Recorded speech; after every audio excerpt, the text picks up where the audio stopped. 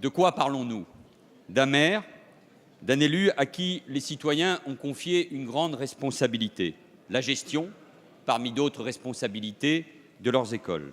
Nous parlons donc d'un maire qui établit des fichiers, établit une classification, établit des statistiques concernant des enfants dans les écoles, dans nos écoles, en se basant sur une religion supposée, en associant un prénom, un nom de famille à une conviction religieuse. Cette pratique n'est pas seulement illégale, vous l'avez très bien dit, elle est contraire aux valeurs de la République et elle fait honte au mandat qui lui a été confié.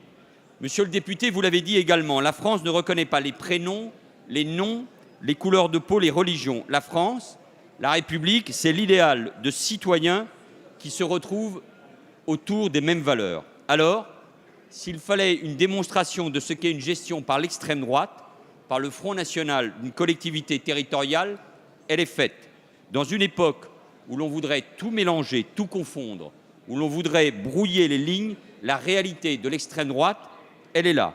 L'extrême droite n'a pas changé, elle n'a rien renié de son passé et de ses pratiques.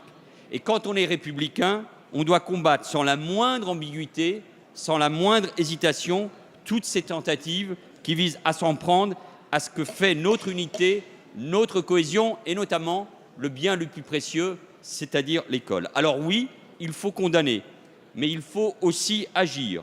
De tels actes ne peuvent pas rester sans conséquence. C'est pourquoi la ministre de l'Éducation nationale, Najat Vallaud-Belkacem, a demandé à la rectrice de Montpellier de saisir le procureur de la République pour protéger les élèves de cette commune et mettre un terme immédiat à cette pratique.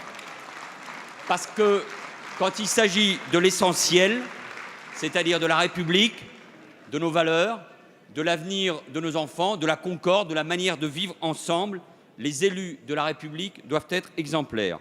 Et je le dis à tous ici une nouvelle fois, nous avons un devoir de vigilance.